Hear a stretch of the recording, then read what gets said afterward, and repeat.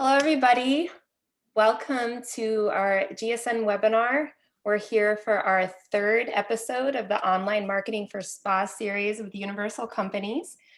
We're so happy to have Jake Hinton here of Cloud Potential, and he's going to talk about everything about how to find your business online or found online, and I think getting into a little SEO training, which I think we should all know just a little bit about to help us with founding our business online. I'm Megan. I'm from GSN. And I also want to let you guys know that you can definitely ask questions as we go. Feel free to write in the chat room. And when you do, make sure you write in the to field. Make sure you write your questions to panelists and attendees so we can know what everybody is asking so we don't repeat any questions. Without further ado, I'm going to hand it over to Peter, and he can give us a little bit more insight about what we'll be learning today. So go ahead, Peter. Thank you. Thanks, Megan. So I'm Peter Pliszka, for those who are joining us for the first time, and I am the Director of Customer Relations at Universal Companies. And so again, I want to thank GSN Planet for giving us this space, this six-episode series we've been able to, we're about halfway through. So just to recap for those who are new to the series, the first episode was called Why You Should Care About Being Online. And during that session, we talked about trends in online consumer behavior, how to develop a web strategy, why you should develop a web strategy, to maximize and take advantage of those trends. In episode 2, we talked about, it was titled Attracting Clients with Your SPAS Website. And there, we made the case for why your business should have a website, and we outlined 10 important guidelines for making your website engaging, interesting, effective, to draw customers in and to convert them.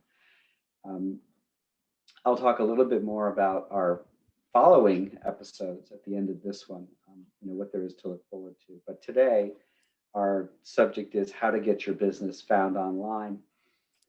And the presentation is going to talk about how you go from being that needle in a haystack when a customer is searching the web to being a much more easily found business for your services, for your products.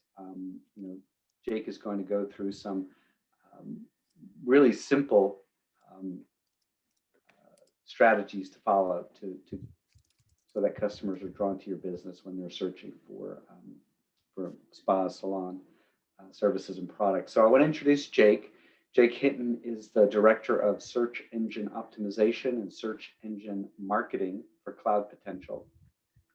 And Jake has been an instructor in a college format, in high schools, in adult trade school platforms. So he has taught SEO, SEM, and website development. So he comes with a lot of real-world experience. And I know you're going to find a lot to pull away from this presentation. So I'll let you take it over, Jake. All right, Peter, thank you so much. Can you guys hear me okay? Everything good audio-wise? Yeah, we can. Great. Okay, so yeah, thanks, Peter. Thank you, Megan. I've been working with Peter and Universal for a while here, and maybe Universal for around 5 years. So like Peter said, I've been teaching SEO and SEM in colleges, high schools. I've done some accelerated adult classes also. So I really love this kind of work. I love helping people do this kind of work.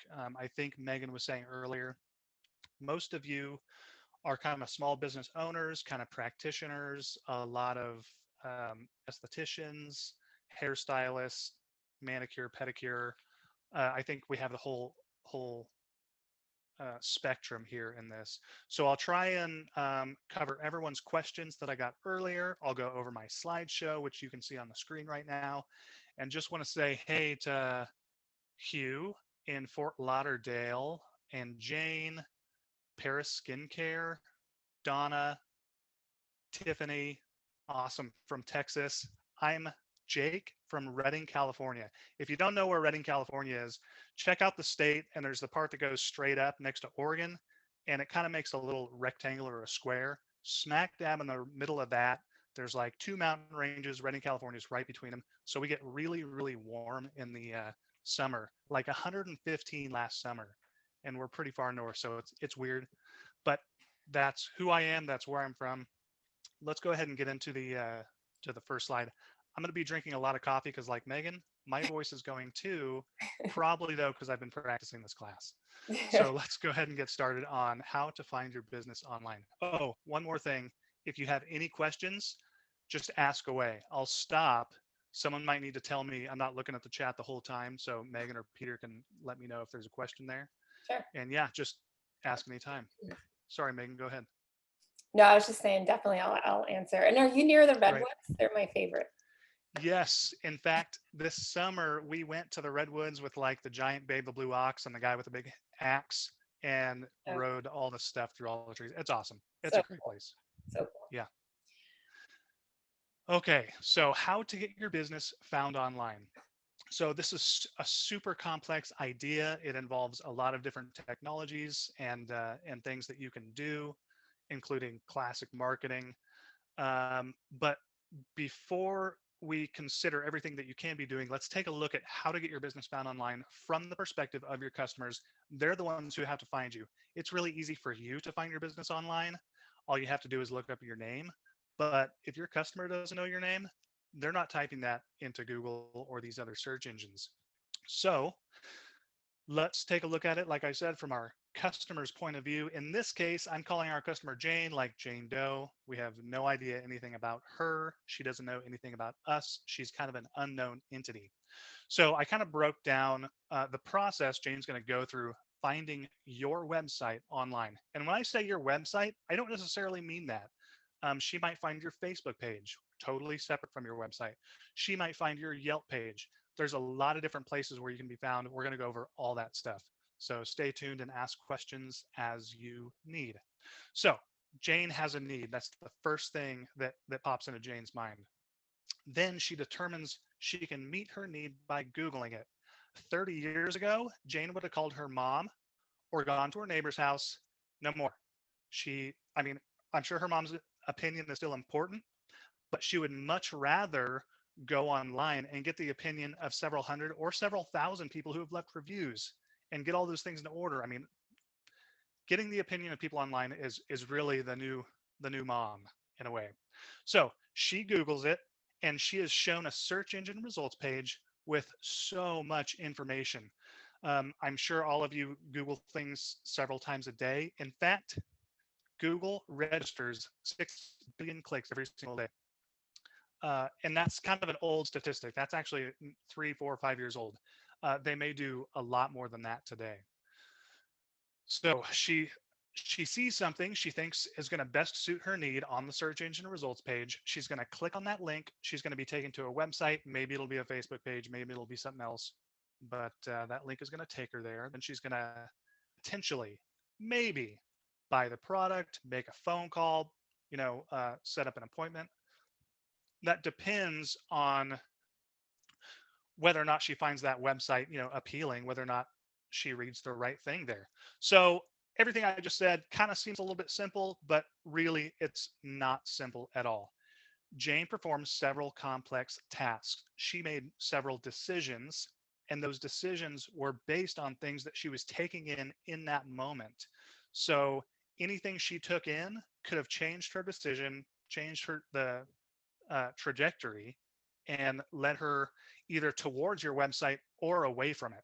Of course, in this class, we're going to try and lead Jane toward your site and ultimately towards making that purchase. So first step Jane took, Jane had a need. She didn't even go to her cell phone or her laptop yet. She just knows she has a need. So first principle, or the first rule I want to go over, is that even though I'm an SEO, search engine optimization, it's really best for me to consider Jane optimization or your customer optimization. Google is trying to be like Jane and trying to understand what Jane wants and connect us. If Jane wants someone like me, Google wants to connect us. So think Jane optimization. So the first question is, what is Jane going to type into Google? Seems like a simple enough question, right? Again, not really. So right now, well, as of January 1st, I'm trying to get a better run time. I like running, and that's one of my goals is to run faster. And so I'm sore all the time. My legs are sore constantly. I know from working in this industry, there is a such thing as an athletic massage. However, if I didn't know that, what would I Google? What would I be looking for? I mean, I would first consider my problem. My legs are sore, so I might type that into Google. If I type in my legs are sore into Google, what am I going to get? I'm going to get things for medicines. Maybe I'll see something for a massage. I might get some home stretching techniques or something like that. I'll almost certainly get a website for Runner's World. So all of those things are things to consider. Now, I didn't actually say I need a massage. I didn't actually say I need to find a masseuse near me or a day spa near me, maybe one with a sauna. All of those things are potential answers to my question, but my question was about my legs, not about your services. So, how can you uh, make sure that you show up for that? Well, good SEO meets the searcher where they are. Um, Different searchers have what I call levels of intimacy and levels of scrutiny. All the levels of scrutiny at this point are going to be about the same. And when I say scrutiny, I mean buying a pair of shoes online is different from buying a car online. One I'll research for a day, one I'll research for several months because cars are very expensive. Um, and all of the products and services you provide are going to be, somewhere, if it's a small product, 20 bucks to a large service, which may be several $100s. But that's all kind of fits into a medium level of scrutiny. And so people are going to research that to a fairly medium degree. I know that doesn't mean a whole lot, but they might not go with the first person they see. They might try and look at star ratings or reviews that they find online.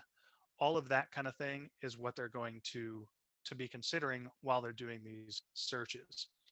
So in my case with my sore legs, let's say you offer a deep tissue massage. If I'm looking for an answer to the question, my sore legs, am I going to find your website? Maybe, maybe if Google knows that deep tissue massages are great for sore legs, or maybe if Google knows that one of the services you offer is an athletic massage perfect for sore legs because I've been running a lot. How does Google know that? Well, Google has a bot. And the bot is really just a very complex computer program. It crawls your website. And when I say crawl, what I mean is it reads all of the words on your website. It clicks on every link on your website. And it does its very best to understand what your website is, every word on it, and who you're looking to serve. And so if I have a deep tissue massage service on my website, one of the things I need to do is not just say it's a deep tissue massage, but explain, hey, this is a deep tissue massage. If you've got an issue with soreness because of athletic training, if you've got an issue where you've got a high stress job and you carry a lot of weight on your shoulders, and I don't just mean physical weight, I mean, stress. This deep tissue massage is perfect for the runner. It's perfect for the high stress person. It's perfect for, person XYZ. You know what your service is perfect for. Explain that. Don't just say it's a deep tissue massage. Say what it's for. Google doesn't know unless you tell it. It's still just a dumb bot, and you have to explain everything to it. Um, Other examples of this might be toxicity. If I think I've got this toxicity in my body, what can I do about that? Is a salt sauna right for me? Is a cupping therapy right for me? You have to tell Google. Google will tell the person doing the searching. If the person doing the searching can't find you, they'll find your competitor. They'll spend their money elsewhere, or they'll spend it on something completely different, like a medication or some other therapy. Okay, so I just explained all of that, and we're just now getting to Jane actually Googling it. So let's say she decides to finally Google, I have this muscle soreness in my legs, and I think I need a massage. I think, based on what maybe she read online or something like that. So Google determines the kind of search Jane is doing, and it breaks down that kind of search, which you can find this online in much better detail and I think they call it micro moments. So if you Google micro moments, you'll get this report that Google came up with. And so here's how Google breaks this down. They think everyone doing a search online is saying, I want to know, I want to go, I want to do, or I want to buy. Those are the four basic elements of every Google search. You should know which one Jane is going to be doing to land on your service and set up your website accordingly. And also know that Jane's going to get a different search engine results page based on what Google believes she's looking at. One more thing, I keep saying Google. When I say Google, I mean every search engine. I say Google because 80 to 90% of all website traffic goes through Google. But it's also Bing, it's also Yahoo, it's Internet Explorer for the geriatric crowd out there, and you still use that. Just stop. Just switch to something else. Anything else, it doesn't matter. But yeah, so that's why I keep saying Google. But just think of me as saying any search engine. So here's some examples of some of these search engine results page. And a search engine results page is the page you get when you enter a question into Google. So I know it's a little bit small. You don't really have to read all the words on the page. I'll explain each one. So I've gone ahead and I've looked at my search. And in this case, I'm looking at I want to buy. So my search was skin cream for dry skin. Now you see the first thing you see is the search ads tool. So that's the thing. It always has the little word ad right in front of it. So you know it's an ad. Google is not trying to be dishonest and give that to people who don't pay for it. But that's really, it always holds the top spot. When you buy an ad, you get the top spot. So if you are not being found online, consider starting a Google Ads account. And that is, I'm talking about Google, and my Google machine is over there trying to talk back to me, which is kind of frightening, and I should have turned it off. Anyways, so ads.google.com. Go check out that website. You can start an account. It's very simple. Just there's a big blue button that says start here, and it walks you through all the steps. I'm going to go over that a little bit more later. The next thing you'll see are the Google shopping ads. That's this box right here. Now, these are relatively new. The search ads have been around for like 25 years. These shopping ads have really only been around for a few years, and they're awesome. So Amazon has, I think Amazon turned 20 this year, if I'm not mistaken. I think it's 20. They trained all your buyers. So everyone knows to shop online because Amazon taught them how to shop online.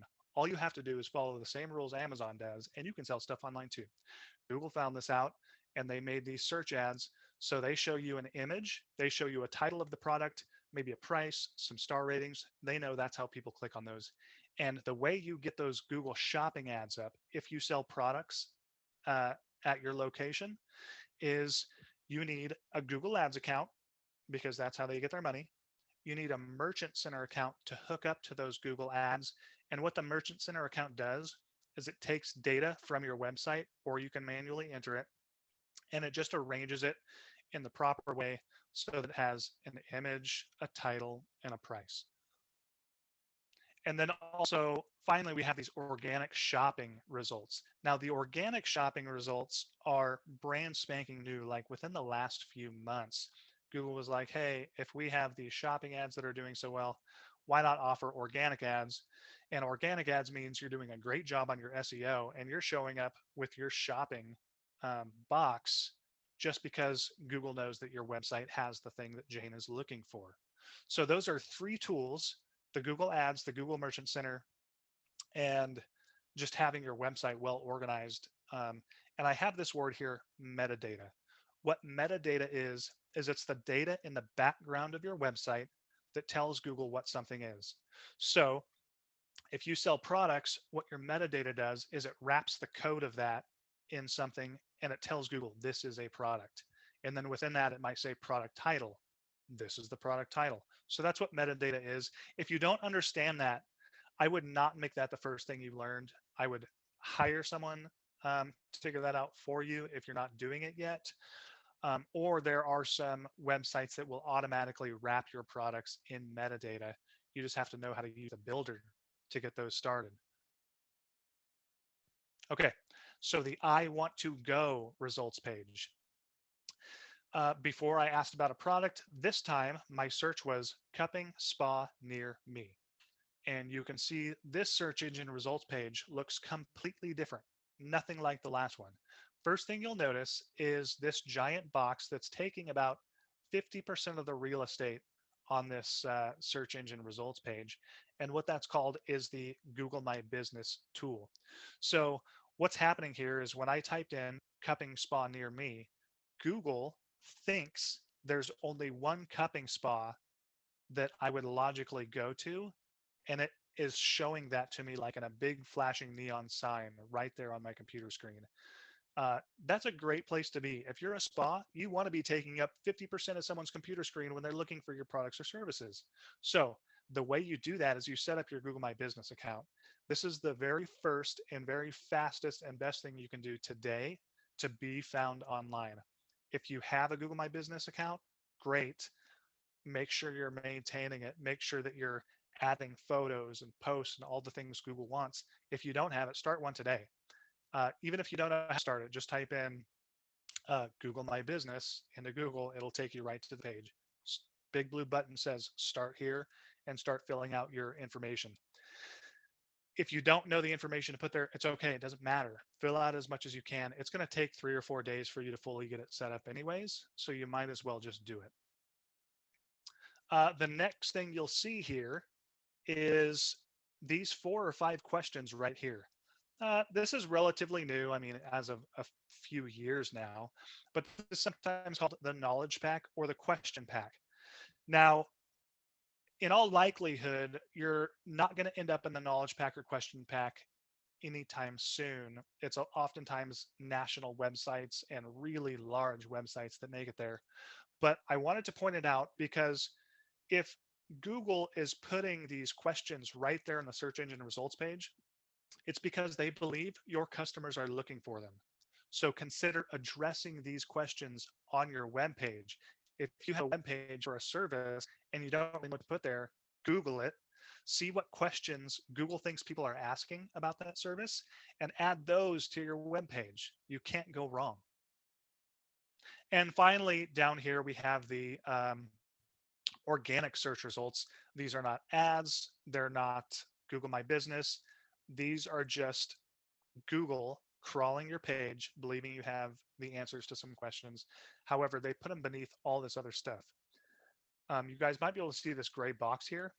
That's about the size of my laptop screen when I looked this up.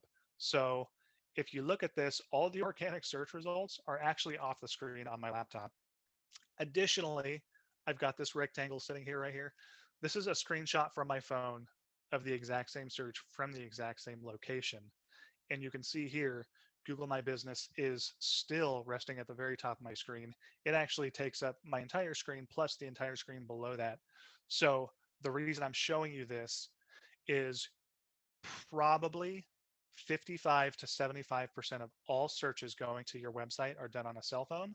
So make sure your cell phone stuff is all figured out and your Google My Business is all figured out, because that's going to be at the top of everyone's cell phone when they look for your service, and there's no better person Google knows of. Now let's take a look at this. What if there's several great options and Google doesn't know that that you're the best possible option? Again, this picture right here, incredibly small. You can't read anything. Sorry, I'll explain what everything is. So in this case, I searched for spa near me. I didn't qualify it cupping spa. This is just any old spa near me. And you can see here, Google did not show me a Google My Business account. They showed me what's called the map pack. Now the map pack is a map. I am this blue dot right here, just in the middle of my city. And then we've got these 3 pins which correspond to these 3 businesses. What Google is doing is they're saying, you want a spa near you. Here's 3 spas near you. And they're all within a few miles. So when Google is putting these search engine results page together, especially when it comes to Google My Business and the map pack, there are three major things that they're looking at. They're looking at distance, relevance, and prominence. You can't change distance. My house, you're at your business, that's unchangeable. So if you're 20 miles away and another spa is 5 miles away, the spa that's 5 miles away, they win. Okay, they're going to be at the top every time because nobody wants to drive 20 miles to their spa, unless it's a really great spa, maybe. And then what did I say? Relevance. Oh yeah, relevance. The next thing. Now you'll notice that in the last search I showed you, I typed in cupping spa. So why did Google only show me them? Because they were the only relevant option. They were probably the only spa in town that offers cupping, or they're the only spa in town that told Google they offer cupping. They probably have a page called cupping massage, or on their Google My Business page, they said in their menu of services that we offer cupping. So very important, like I said, when you're filling out your Google My Business, fill everything out, including your menu of services. Because when you write cupping spa or cupping service in your service menu, that's why Google showed me that business. That's why they showed up at the very top of the page for laptop. It's why they showed up at the very top of everyone's cell phone. If people are looking for that service, that store is going to be found. So yeah, also, you want to fill out all the communication tools Google My Business offers. So in this case, you can add your website. So it'll link over to your website. You can add your cell phone. You can even chat with customers on Google My Business. Now, I put this in red that you can keep up with. If you don't have the time to chat with your customers that are trying to engage with you on Google My Business, don't include it, because it's more upsetting to have a chat that no one responds to than not have a chat at all. And Google knows that, and they will actually ding your Google My Business page if you're not keeping up with your customers. Google wants to give customers what they're looking for, and if you upset your customers, they'll actually stop showing you to people. So do the right thing. Talk to your customers when they engage with you, and yeah, answer your phone. That's another good one. So as we go a little bit further down, we have these organic search results. And the first thing I want to show you is that if you do your website right, you're going to show up higher on the organic search results. But look at these results. These are almost completely citation websites. I'm just going to look here really quick. We have Yelp, Facebook, bunch of other places. Oops, sorry, I clicked my screen. So when I say citations, what am I saying? Yelp is probably the best possible example of a citation website. So it's actually its own small search engine within the Google search engine. And what you can do is you log into Yelp, you take over your account, and they're going to have some sort of a process you go through to confirm that you're actually the owner of the business. They might call you on the telephone or send you a postcard or something like that. Jump through all the hoops they want you to jump through. Just get it all set up. Because even if your website kind of stinks and isn't showing up in organic results, Yelp is. And if someone can find you in Yelp, that's just as good as finding you in Google. So fill out those things. Facebook is another big one. Apple Maps, Better Business Bureau. There are paid citation builders you can use that will do all this for you. That's fine if you use them. They're going to cost you money. You know, you're paying for that service. You can get started with the big ones yourself. And how do you know what the big ones are? How do you know which ones you should be started with? Google your services and see which ones show up. Those are the ones you should be in. Does all that make sense? By the way, I haven't once stopped and asked who has a question. Really, just hit me with them. I don't care. Okay, so back to Google My Business. Now, I already explained why it's a good idea. Now we're kind of going to get into the nitty gritty of how to fill this thing out. So the first thing you got to do is you start filling everything out, and they're going to say, Google is going to say, we don't actually know that you're in this building. How do we know? You click verify, and they will send a postcard to that building, And all you have to do is get the postcard. It's got a little code on it. Type in the code into your Google My Business, and voila, you are verified, and Google knows you're there. So then you have to choose the right categories. So just like Yellow Pages, it's a big business directory, but they don't know exactly what you are. Let's say my spa is called like Heavenly Stones and Oils or something. I just made that up. It's a terrible name. Don't use it. Um, but Google doesn't necessarily know what that means, Heavenly Stones and Oils. But on Google My Business, I can say, hey, Google My Business, I'm a day spa. And they give you a drop down list of categories you can choose from right there. And we've done a lot of research. And look at this. Here are going back, 6 categories you should have on your spa as long as you offer these services. So day spa, facial spa, hair salon, nail salon, massage therapist, waxing, and hair removal services. If you offer these services, make sure you have these as your categories. The categories are always changing. Keep up with the ones that have been added by looking through the category book as you need to. Hours. Having your hours there lets people know whether or not they can call you or when they can schedule a service. Your web address. I don't think I included this in what I've shown you so far, but I've done a lot of Google searches while getting ready for this class, and I was shocked at the number of Google My Business accounts that didn't even link to their website. Like, that's the simplest thing you could possibly do. Link your account to your website so people can go through if they need to. Menu of services. No one fills these out. This is like pure gold. If you just fill out the questions Google's asking you, you're already ahead of your competition. And that's what it's all about, getting above your competition in that search engine results page. Images. Google loves to see images. Images of your parking lot, images of your front door, your lobby, your waiting area, the rooms that people are going to be in. So what Google does is they consider Google My Business a preview of what you can expect when you show up. So you want to give people as much information as possible. And the more you do, the more likely Google is to show that account to your potential customers. Um, Sorry, go ahead, Megan. I was gonna, are you okay at answering some questions? Yeah, absolutely. Awesome. I didn't see him.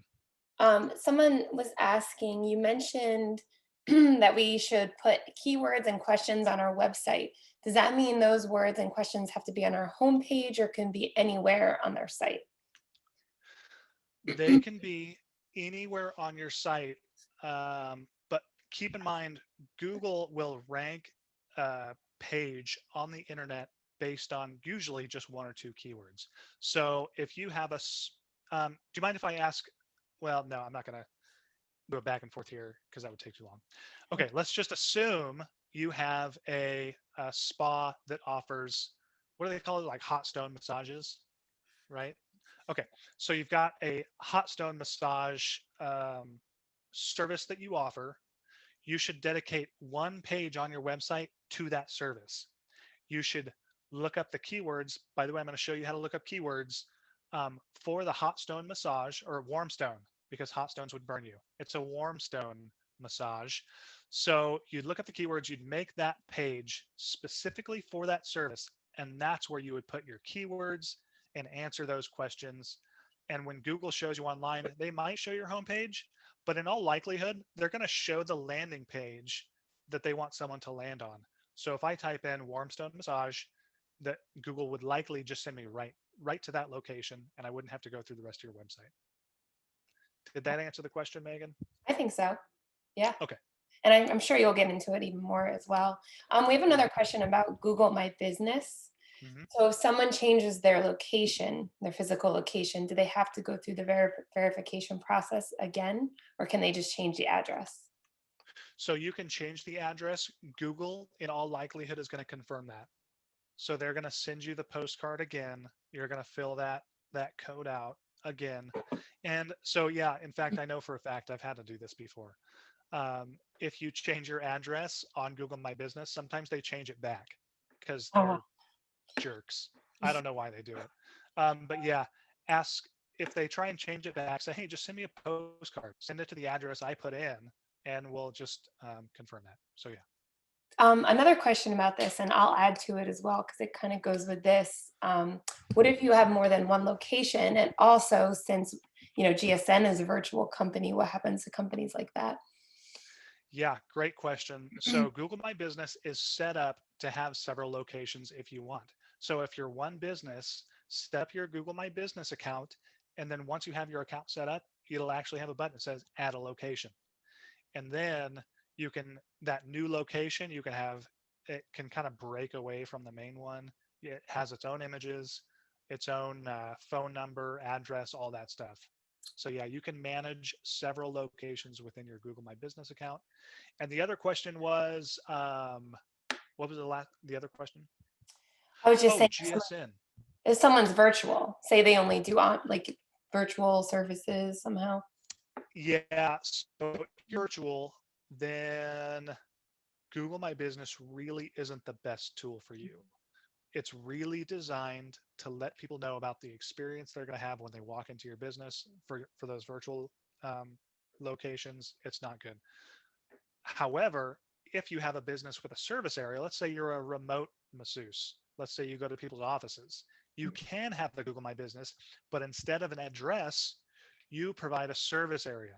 So in my case, I'm in Reading, and I say, I want to serve people from as far north as Lake Shasta to as far south as Anderson. That doesn't mean anything to you guys. What I'm saying is 20 miles to the north and 20 miles to the south, I can set up my service radius. So that's how you would do that if you're, say, a remote, or um, I don't remember the word for it now, but basically you travel and give people massages either in their homes or offices, that kind of work. Thank you. Yeah. Any other questions on those subjects? That's it for so far. Okay. All right. And how am I doing time wise? You're good. You're at, Great. it's 3:40. Okay. Okay. So just so everyone knows, when I teach this in a class, I'll do this for like 8 straight hours. So squeezing this into 30 minutes is really, really hard. Sorry. Okay. So Google search ads. Google search ads were the things I showed you earlier on the search engine results page, which are, they look like organic results. It's just a title, a URL, and a little phrase. If you want to set up Google search ads, what you got to do, Google ads.google.com. It's a very simple process. Big blue button says get started here. It'll take you through the process. Um, and here is a screenshot of me going through this process, just kind of getting ready for the class. I was just finding an example page. So you can see how simple this is. Here's the ad, right? And in this case, it's for myspa.com. And I have a title, manicure, spend a day at a nearby spa. Licensed professionals are way, and you see it gets cut off. So as you're filling this out, Google will tell you exactly how many words and characters you're allowed to have. Don't go over. You can see mine is flashing red and it cuts it off. But this is how you set up your ads. They'll tell you, what is your first headline? In my case, I put manicure. What's your second headline? Spend a day at a nearby spa. By the way, if you don't know how to do this, Google will suggest it to you. I mean, they're doing the work for you. All you have to do is set up the account. You tell it how much you want to spend each day, and they'll do everything for you. I think I didn't even come up with these two things. So when you set it up, you give them your website address. They send a bot to your website. They crawl your whole website, and they say, these look like logical ads for you. All you have to do is approve them. It's a really great process. And you set your budget. You tell them how much you want to spend. And that's that. So shopping ads, we are getting into what I would consider like very technical stuff with shopping ads. So if you are not already running your Google ads, if you don't have everything else set up, set everything else up first, then start running shopping ads. Shopping ads are to sell your products online. Earlier, I showed you the search engine results page, which showed the products on the top of the page and on the side. Those are your shopping ads. So if you have a website, it's possible your website will actually set up all your product metadata for you. That's the best case scenario. Then you have to set up a Google Merchant Center account, which is a little bit difficult. So you might want to have someone help you with that, maybe an agency, maybe you hire someone. I don't know. Depends on how savvy you are with this stuff. But set up your Merchant Center account, link it to your Google Ads account, and then you can be running these Google Shopping ads as well. So you can be selling your products right alongside with your services if that's what you want to do. And then finally, your website. There's so much stuff you can do for your website, and I don't want anyone to get like caught up in the weeds about the fact that sometimes it's just downright difficult. Excuse me. Hire people where you need to hire people to get this stuff done because it's worth it. Content. I would hire a content writer, or at least hire someone to write your pages for you who knows how to write for SEO. If you're a great writer, then go ahead and do it. But having good content on your page, having keyword rich content, and I'm not saying keyword stuff, that's something people used to do 20 years ago, where if you had a page for a cupping massage, you would just say cupping massage as many times as humanly possible on that page. Google hates it. Jane hates it. Don't do it. Use the keyword an appropriate number of times so that people understand what it's about and Google understands what it's about. Your images, a lot of people take big professional images that are like 10,000 by 10,000 pixels and 47 megabytes. It takes too long to load. Don't do it. Use a small photo, make sure it loads nice and fast. That kind of brings us into speed. The faster your website is, the more likely Google is to show it. So a few years back, Amazon did a little study where they determined the number of people who dropped off their website based on the number of seconds it took for a page to load. And here's what they found. For every second of load time, Amazon loses 7% of their customers. So if it takes, 5 seconds, 35% of their customers dropped before the page ever loaded. So, I mean, just consider the implications of having a very fast website where you get 35 more people to actually go through the process of using that website and purchasing a product or service. Okay, continuing on the website. How do you know if your website is junk? Google has a tool called Lighthouse, which is free for everyone to use. Go to your website. I'm just going to go ahead and do this real quick. So let's go to spa near me. I'm not affiliated with any spa area, so don't think I am. I'm going to go to this random website, the Healing Corner in California. So we're going to jump over to this website, and I'll show you how to use the Lighthouse tool really quick. So I just right-clicked right here on the page, and I got this menu. Now I'm going to click Inspect. I've got no special on my computer, guys. All built in to your Google browser. Now I'm going to click on this tab which says Lighthouse, and I'm going to generate a report. Now Google has sent a whole army of computer programs to my website. They're calling it. They're telling me what's good. And we're going to be able to take a look at how Google sees this website and any problem areas that need to address. Then either I can address it, or I can go hire someone and say, hey, know how to do this. And if they do, then say, okay, well, can you fix this on my web? And you know if you're being hoodwinked. Why? Because after they say they fixed it, you can say, okay, let's run this test again and see what changed. Now, I'm not saying that they would automatically or purposely hoodwink you, but you have this tool at your disposal now to know when your people are doing good work for you or when they need to go to the drawing board. So check this out. Here's the results of my Lighthouse test. 32% on performance. That looks terrible. It's fine. It's not that bad. You want to get it as high as possible. This is where speed comes into play. So shrink those images, get that website fast. Accessibility, 99%. Google loves accessibility. Accessibility means can someone who's maybe has poor eyesight use your website, um, or other disabilities? SEO best practices, they get 100 out of 100. So are they using the right heading where the heading should be? SEO 93% progressive web app, probably no one is running these. But just as an example, here's how Google sees your website. And we know that I could hire someone right now to take a look at the performance of my website and hopefully get that up. The higher you are on all of these tools, the better your website is going to show up to your customers. So there's a free tool you can use on your website today. Oh, and secondly, I've got Moz here. It's a paid account. You have to pay for that, but it'll help you determine what your keywords are, what your competitors are up to. There's a lot of tools out there that you can use. Moz is one of them that works really well. We're not affiliated. I don't get money when you use it. I just think it's a great tool. Okay, so I've got a handful of questions that were sent before the webinar that I can go through as well. And any other questions people have, please feel free to ask them now also.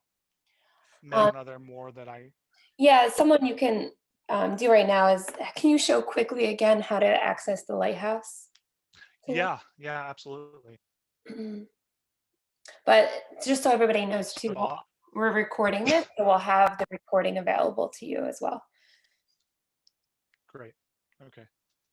Yeah, so right here, I right-clicked on the website, not left-click, and inspect is last thing, and we have all these things across the top. Lighthouse is on that menu across the top, and I'll just generate report. Perfect. That's how I do that. What else? What is, someone's asking, in Google Ad Search, is Google Ad Search different than Google AdWords? Google Ads Search and Google Ads. I don't know what Google AdWords are. Oh, is that something I said? Google AdWords? Yeah. Oh, you know what? I think Google AdWords might be the old name for Google Ads. Okay. They're the same thing. They just changed the name a few years back, I think. Does the merchant account process the payment, or it still sends it back to Shoplift? I don't know if she means Shopify, but not really sure. Yeah, so here's how this works. If you have a Shopify website, which I think that's probably accurate, Shopify creates what's called a data feed and sends the data feed to Google Merchant Center. Google Merchant Center turns that data feed into organized Google ads, Google shopping ads. It sends them to your Google Ads account. And so the Google ad is what shows up on the search engine results page, but they're still going to use your Shopify website. The ad is just going to send them to Shopify. I hope that answered the question okay, because there's a lot of moving parts there. She said yes. Oh, perfect. Not if anybody else has questions, feel free to submit them, but you can go ahead with the submitted ones we did earlier if you'd like to. Yeah. Okay. Jake, I do have a question. Yeah. So there's a couple times when you mentioned hiring people. Mm-hmm. If you can't do this or you don't have time for this, you can hire somebody. So for SEO, is there a best practice to do on your own if you feel like that's something you just need to understand a little bit better rather than hire somebody? So I'm speaking for people. We want to hire as few people as possible to help us. So what's good first practice for SEO? Yeah, thank you so much for asking that question. And a couple of people asked the same question on the question document. So first things first, think about an SEO company the way you'd think about getting a boyfriend or a girlfriend. Don't trust everyone who emails you. That's crazy because you have no clue who they are or anything like that. Talk to your friends. Do your friends have businesses? Do they have an SEO person? Do they like them? Do they trust them? Have they done them any good?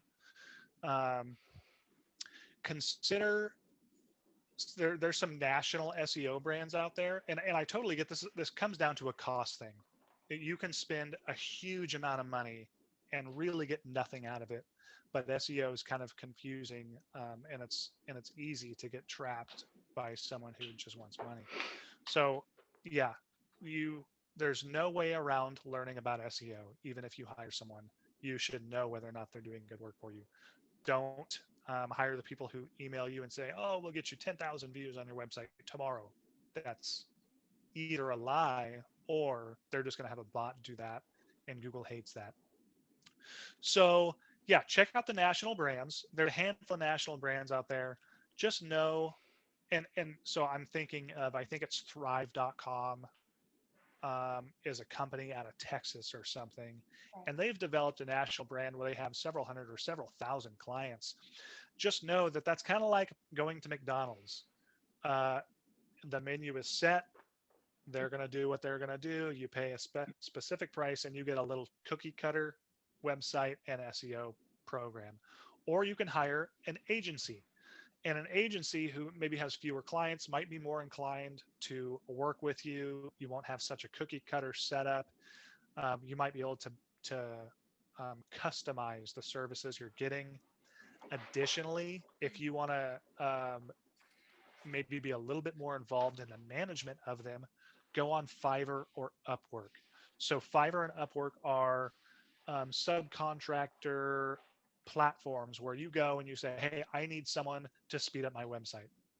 And you post a job there. And then someone who's specialized in speeding up websites sees your job posting and says, hey, um, I do this. I've got, you know, 25 5-star ratings on Upwork. I've made, and the way Upwork works is it shows how much money that person has made. I've made $80,000 on Upwork doing this kind of work. And you use that as a gauge to determine who you can trust more than others. So that's what I would do.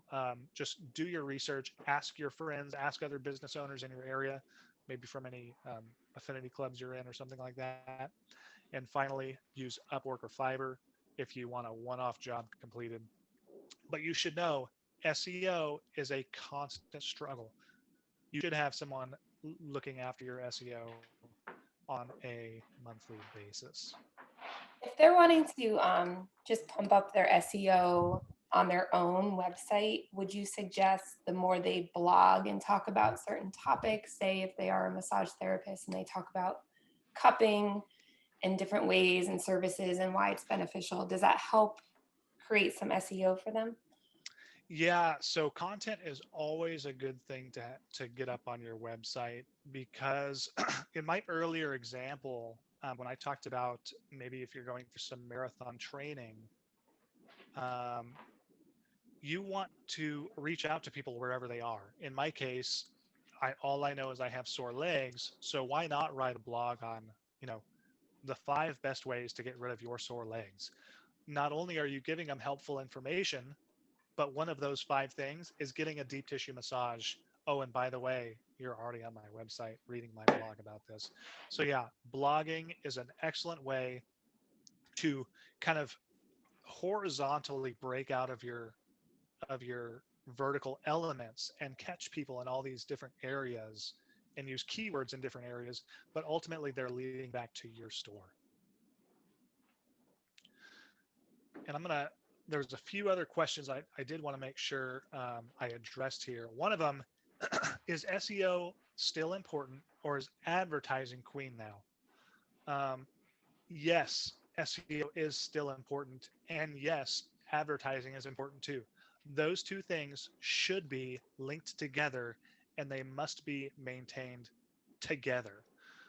One of the biggest deals anytime you're advertising with, say, Google ads or Facebook ads is if you have a Google ad that doesn't correspond well with your website. So your ad says one thing, they click on the ad, they go to your website. The fastest way to get that person to run away from your website is having a web page that doesn't fulfill the promises of the ad.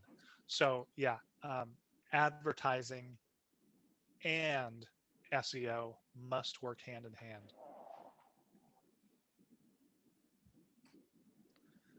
I'm kind of looking through how do I increase my clientele during the pandemic? So I'm sure that everyone universally is struggling during this pandemic to maintain their clients, especially in an industry where you necessarily must be near your clients. Um, One of the ways to do that is Google wants to know that businesses are taking COVID seriously. And on Google My Business, if you go to the back end of Google My Business, it says, what are you doing um, to make sure your customers are safe during COVID? And it actually lets you explain that. And you're doing two things. You're explaining it to your customer. You're also explaining it to Google. So you are um, you're showing Google how much you care, and therefore they're going to show you to more people. Other ways to do that, you've probably seen email campaigns going out telling you everything you're doing to combat COVID and to minimize the risk to your clients. Just let people know. There's really nothing else you can do other than do the right thing and then tell people you're doing the right thing. So those are the two best ways to do it.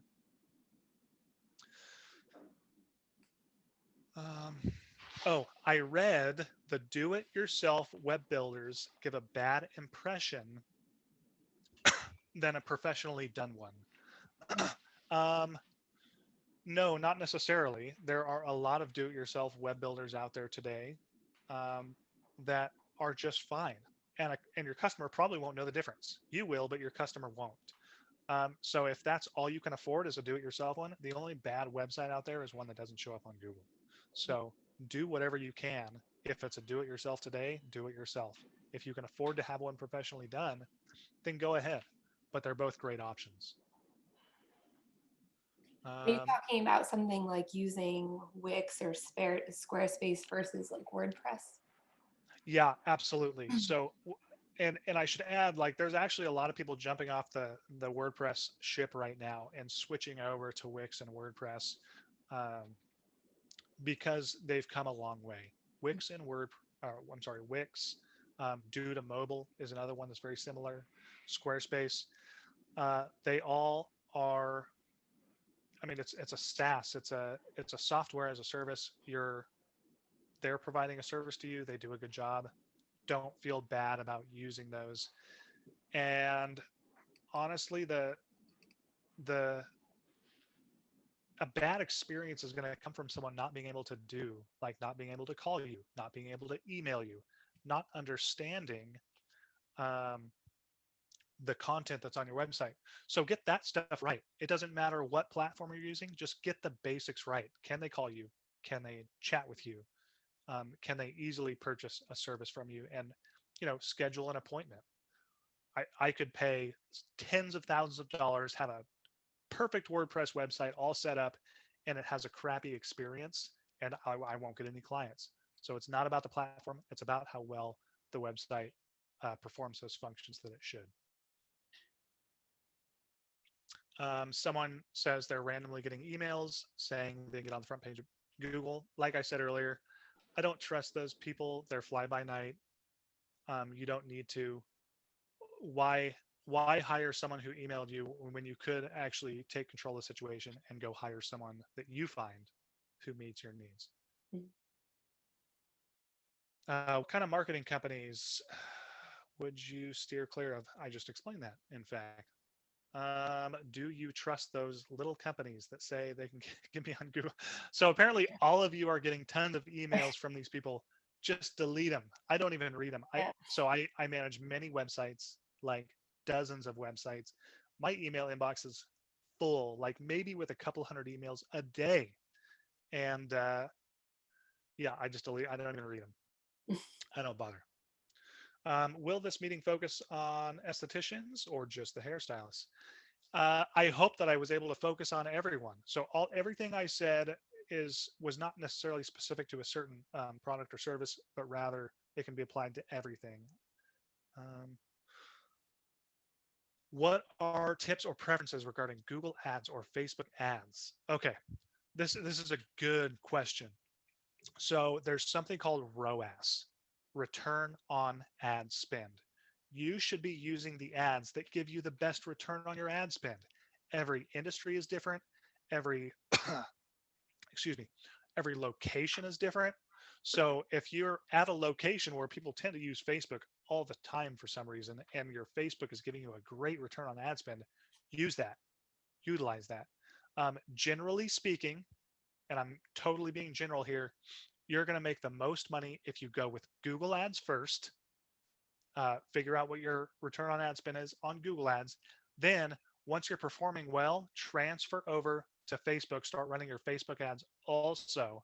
Generally speaking, Facebook ads are going to be a little bit more expensive, maybe have a little bit less return on ad spend, but you have to experiment in your area with your client base. So, great question. I'm glad you asked. How do we find the best keywords that work for small businesses? Ooh, that's another great question. I didn't tell you guys about this tool earlier, but I'm going to tell you about it now. This is called Google Trends. So Google, if you want to check this out, go to trends.google.com. I mean, you can even do it right now. And what it does is it lets you type in different keywords and then compare those keywords to one another. I did this earlier this morning, and what I did is the first thing, if I was looking for hairstylist, because I've got so much hair, I need a stylist. And I looked at that, and then I typed in hair salon and haircut. Okay, truth be told, I would type in haircut. Maybe that's just me. I don't know. But look at the difference between these keywords. Hairstylist, which is the blue line, it only ranks as a 6, a 5, compared to hair salon or haircut, which are 76 and 83 at this point. So what you can do is, if you don't know what keywords to use, go to Google Trends, start typing the keywords in there, and you can compare which keyword is going to get the most searches. So what Google Trends does is it shows you what the number of searches these keywords are getting compared to other keywords you type in. It's huge. Now, I could only come up with 3, but look at this. Scroll down. And look, Google's giving me related queries. So if I can only come up with a handful of keywords, but I want more, look, Google's telling me exactly what it is. One other thing, guys, I literally give an 8-hour class on this. 30 minutes is too hard. I'm going to have to come up against a hard stop here. Hair stylist. So check this out. I didn't know you guys. Scroll all the way to the bottom of the search engine results page, and Google says related searches. It's kind of the same thing saying, well, do you mean? Now look at this. All of these keywords here are keywords that I could potentially put on my website. Google's telling me what other queries are related to the one I just gave it. I'm so sorry. I'm not going to drop this just yet. So if you go to Google Ads, here's another tool. So ads.google.com. When you're in your ads account, click on this little wrench right here in the top of the menu, and then come over to the planning area in the menu and click on Keyword Planner. This is such an awesome tool. What this is going to let me do, it's going to let me type in the URL of my website, the keywords that I'm interested in thinking about. So let's say I type in myspa.com, keywords massage, and I get results. It's gonna look at the URL I put in, myspa.com. In your case, it would be your spa. And the keyword I put in, massage. And okay, so in my case, this was a bad, I don't even know what myspa.com is. I just used it because I thought it would make sense. Usually you'll get an entire list of keywords that Google says you should consider these keywords. Okay, this is a free tool in Google Ads. Go there today, type in your URL, and see what keywords Google thinks you should have. Now, this is showing you so that you can figure out what ads, but if you don't want to run Google Ads, all you have to do is add the keywords to your website. Then you're showing up organically. It's an awesome tool. So all of the stuff that we went over, talking about the web pages and like, how do I know what keywords? Right here, the keyword planning tool from Google. And this is straight out of the horse's mouth. $1 for this stuff, and it's all free right here on Google. Awesome. So What much. I are, know. sorry, Megan, go ahead. No, because we are kind of over time, but I want to make sure. Oh, I know a lot of businesses use MindBody, especially like yoga studios. She was saying, will MindBody work with Google so clients can book online? I'm not sure if you have any experience with how MindBody works. I'm not familiar with MindBody. Can Mhm. you explain it to me? Do we have time? It's kind of like it's a software that you can use to book classes online. So I'm not sure if it would work any differently. I mean, your website for your business will definitely show up, but then booking, I don't know, being able to book like on the side of Google like that. So Google My Business has experimented with some booking tools Mhm. right there. Uh, I don't know if MindBody will link up to that tool. It uses your Google Calendar to book. Um, but also, yeah, if you have on your website your MindBody tool and it says book now, what you'd want to do is let people know on the search engine results page that they can book on that page. So the title of the page, or on part of that search engine result, it would say, warm stone massage, book now, right? So it lets people know you can book right here on this web page. It'll show up in the search engine results, and just link them right through to the website. Awesome. Someone said Google allows a booking link, so Yeah. Okay. positive. Perfect. All right. Well, I know that's like, you know, all condensed into, Yeah. an hour. And I know there's so much more. And also the Google Trends, Google Ads, it's so much awesome information that Google gives us for free. So thanks for introducing us to that. And again, this is recorded, so I know we'll want to like rewind back and to literally go back to see where he was pointing on the computer. So we'll send that out. But I wanted to thank you, Jake, for coming in and giving us a good overview of all of this important information. And don't miss out on February 23rd, where we're going to talk about online retail, which I guess coincides with also putting in Google Ads as well. If I can just add something, Megan.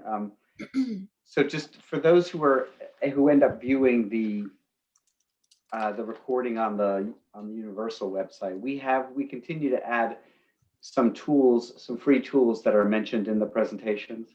So if you're viewing it there, you'll see adjacent to the video link links to some of these Google tools or some of the website tools we talked about last time. So just know that there's going to be some additional resources added to the recording video. Awesome. That would be great. All right. Well, thanks. All right, thanks, Megan. And thanks, Jake. And thanks everybody for sticking around. And let us know if you have any questions. Feel free to email me at megan@greenspanetwork.org. And we will see you in 2 weeks. Thank you. All right. Bye, everybody. Thanks, guys. Bye.